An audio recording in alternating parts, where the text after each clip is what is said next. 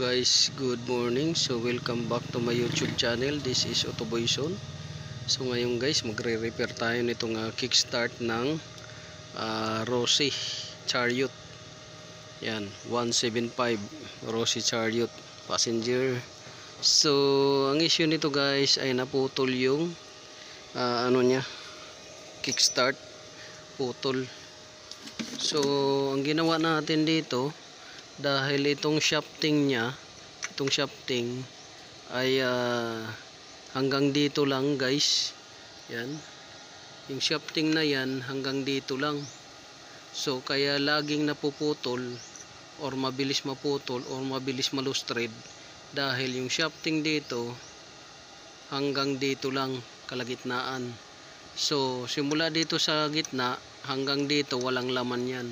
So sa kakatadyak or padyak ng gagamit nito ay mabibingkong siya hanggang sa malustred yung bolt. Yan, at pati yung spline niya na sa gear niya sa loob. So simula dito hanggang dito walang laman yan. Simula dito hanggang dito, yun yung may shafting. So ang ginawa natin ay dinugtungan natin ito, dinugtungan natin ng shafting. Tapos dahil biak yung ilalim na yan, nilagyan natin ng flat bar. So itong flat bar ay angular yung ginamit natin dahil wala tayong flat bar mahanap. Itong angular sinuot natin dyan sa hati na yan at nakawil dito. So para kakapadyak niya, hindi talaga siya lalabas or hindi siya maprepare siya. So itong shafting, lagyan natin ng angular at pinasok dyan kasi may hati yan sa ilalim. Ayan o, pakita ko. Ayan. So, may hati yan. So winilding natin dito sa labas at dito. So kahit naka-welding to dito, madali lang naman yan tanggalin. Just in case na magkaroon naman na siya ng problema or magtatanggal ng shafting, i-grind lang to dito. Gagrind dito. Tapos mabubunot na yan. Mabubunot na yan siya. So hindi naman siya mahirap tanggalin. So dito, ito siya, dinagdagan natin dahil masyadong baba na to. Ito siya dito na, para may stopper siya dito. Winildingan natin yan, inispatan. So ganyan lang yung mag-repair nito guys sa mga Rossi. Sa mga Rossi maiksi talaga yung ganito shafting, kaya laging nasisira yan, napuputol, nalulustred yung bolt. So yan yung natin. Tapos ito, dahil tabingi na to, ayan, tabingi, ayan o, tabingi siya. So dapat to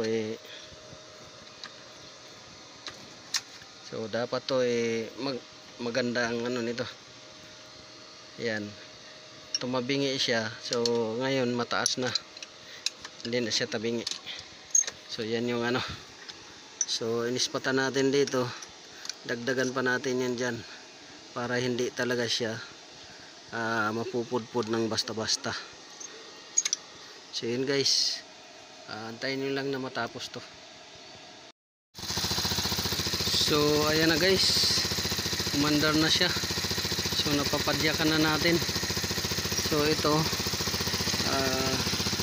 ayusin pa natin to ng ayos dahil ang problema nito, maluwag. Ayan o, maluwag na siya. Minsan nag-stack up. Pagka pinadyakan mo na pa ganun, minsan nag-stack up siya. So gagawin natin yan ay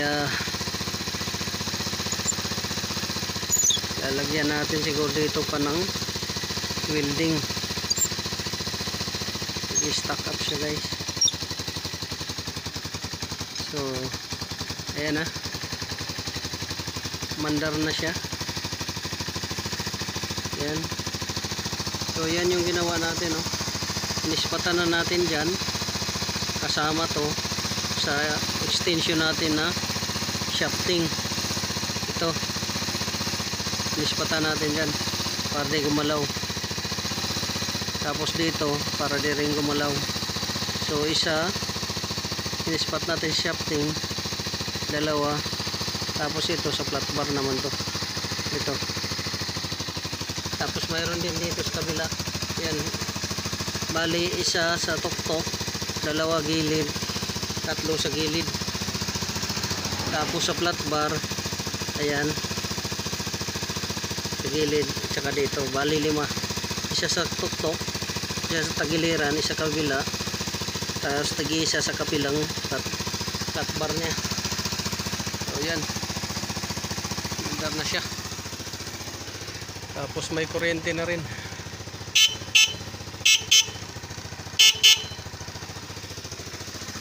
Ayan. Kasi ang problema, kaya walang kuryente, nasunog yung fuse nya. Sunog. So nilagyan natin ng wire na lang.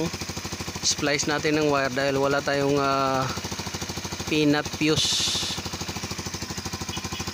Wala tayong peanut fuse. So yan, chinik natin kung may kinain ng daga, wala naman. Pailawin natin kung iilaw ba lahat. So signal,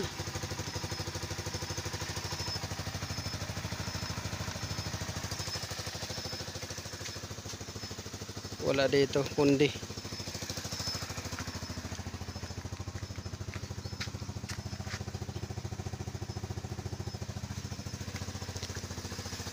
kabila.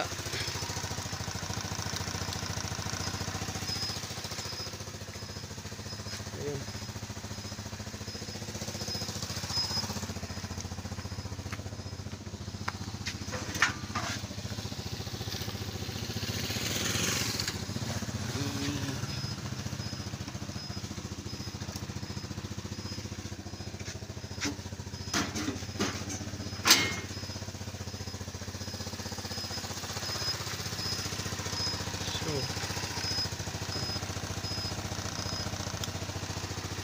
Horn,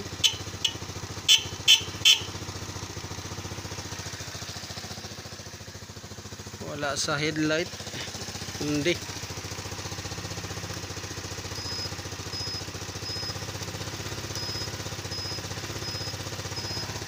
Hazard,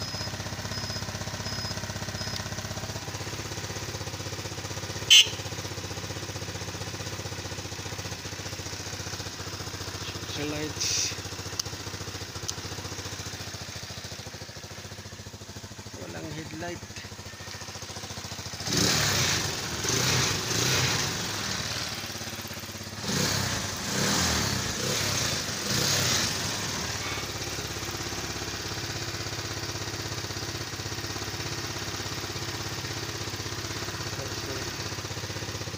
Ito hazard, ay ito hazard.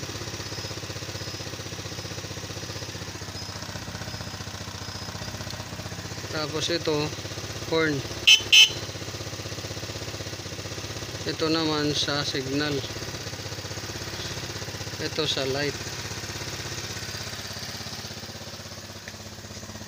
Wala. Pundi. Pundi yan sa light nya.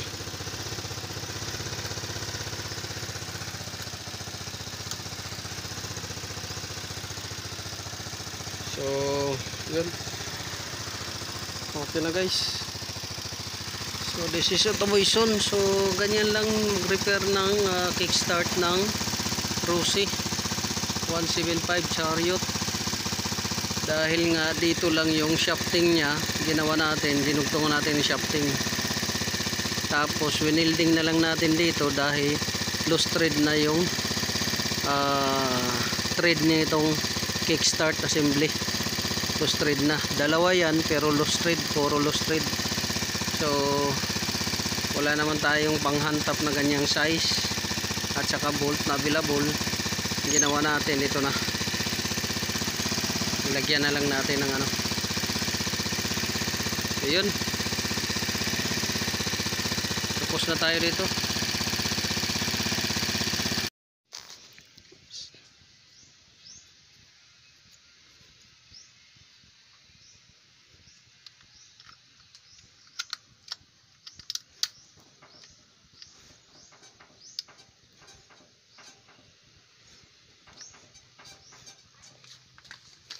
So yan na guys, yung ginawa natin.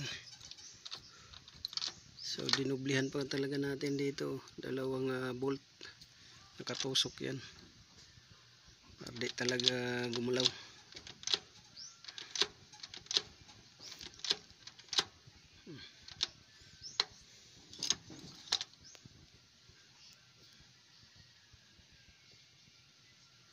So yun.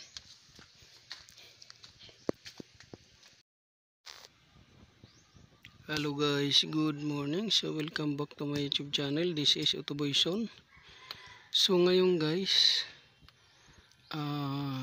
gagawa tayo nitong Rossi 175 Chariot. Ayaw gumana yung push start. So check natin. Yan. Milaw, neutral. Ayaw mag push start. So check natin kung may supply.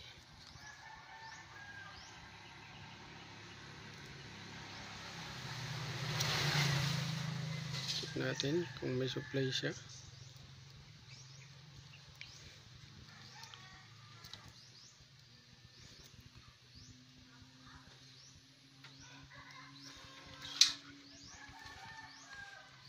So ayusin natin yung ano.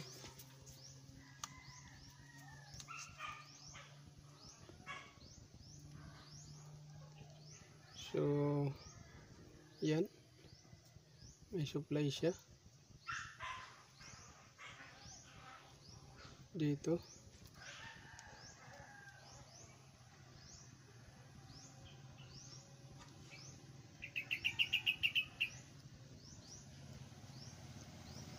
So wala, nawawala. So dito i-check natin guys kung mayroon na siyang power. So pasensya na kayo, one hands lang tayo ngayon. Tingnan natin kung may power siya. So ayan, may power na siya. So inayos na natin dahil dito putol. So may power na siya. So titingnan natin dito kung tatawid ba yung power niya. Yan. Lang muna, hindi maabot ng ano natin, kamay.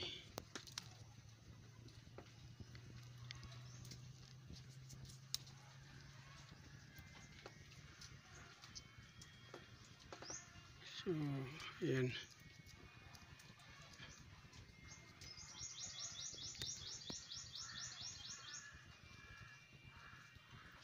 So may power na dito. So dalawa yung push start nito, ayaw gumana dito sa original, ayaw din gumana dito sa bypass, pero may mga power yan, may mga power sila. So dito tayo, dito, dahil ang kadalasan sira nito ay relay, starter relay. So mayroon na dito, ayan, mayroon na dyan sa input. Ngayon i-try natin to kung i-start nan sa rekta. Pagka umi-start to guys sa rekta, sira ang relay, starter relay. Yan. So panda rin natin sa rekta.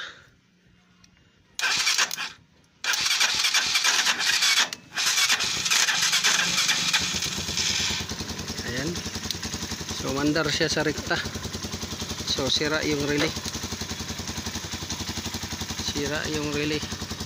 Okay yung starter niya.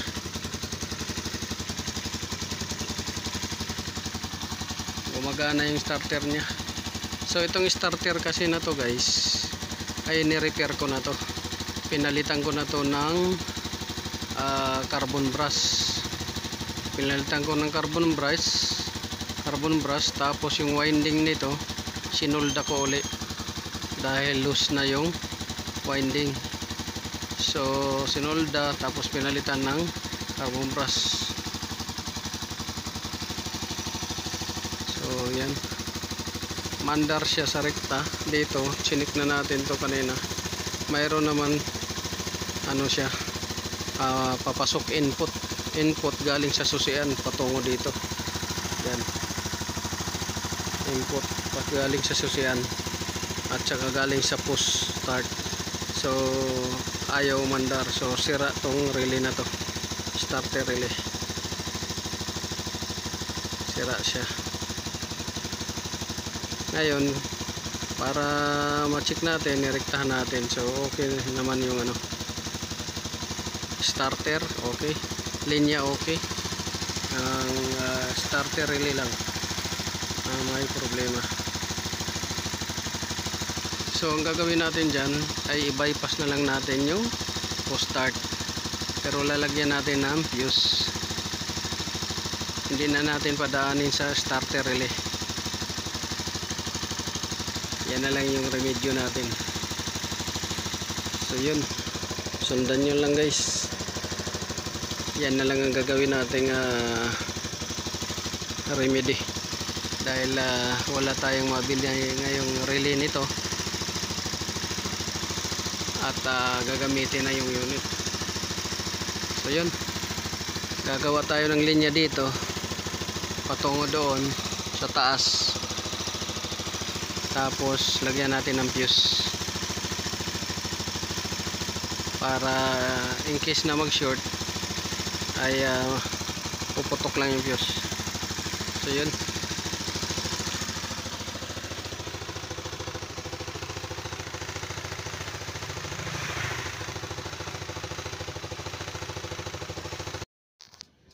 so okay na guys, binaypas na natin yung push start.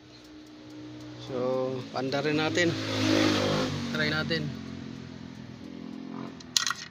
Ayan, kailaw na. So dito push start. Ayan, bypass na natin.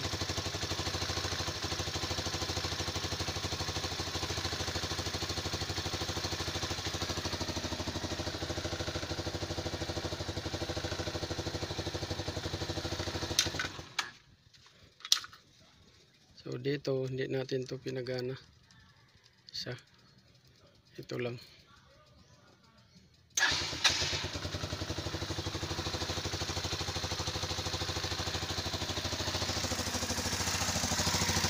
Okay na.